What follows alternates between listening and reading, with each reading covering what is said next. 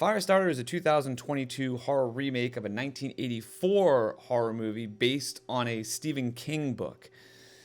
Firestarter 2022 stars Zac Efron, who is the dad of an 11-year-old girl who possesses psychic powers that deal with fire. She can control fire, she can create fire. When she loses her emotions and her temper, she sets things on fire.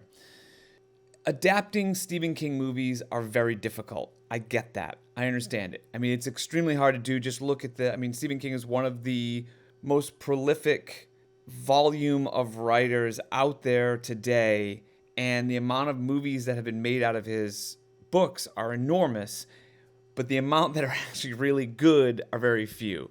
I mean, the list is limited outside of anything directed by Frank Darabont, so I get that. But this movie just doesn't work on so many levels. Like, there's two ways that you can go about adapting a book. You know, you can either kind of hit every plot point and rush through it as fast as possible to make sure you hit all the beats and get the story out, or you can figure out what the story is and then kind of curtail it into whatever your runtime's going to be. This movie tries to do both, where it tries to hit every plot point that it wants to hit story-wise, but then it rushes through so much that we don't really get much time with the characters themselves or development with the characters themselves, and yet it spends a lot of time on seemingly parts that I can see working very well in the book, but in the movie it just seems inexplicable. There's a whole scene that takes place with the farmer that comes out of nowhere and doesn't seem to offer anything, and yet we spend a lot of time with it, as opposed to spending more time in the first part of the movie where, you know, the biggest things are happening and there's a more emotional toll, and we kind of rush through all these different story beats as opposed to spending time with it and really getting to know our characters. So that's the first thing. I mean, I'll say cosmetically, this movie does not look good. It's a $12 million movie, if you believe the internet, and it looks like a sci-fi or USA original show. And that's not to knock sci-fi or USA original shows, but you kind of expect, with a $12 million budget, you expect a movie to look better than that. I mean, shows are hemmed in on specific budgets per episode, and they have to stretch it out over an entire season. I get that.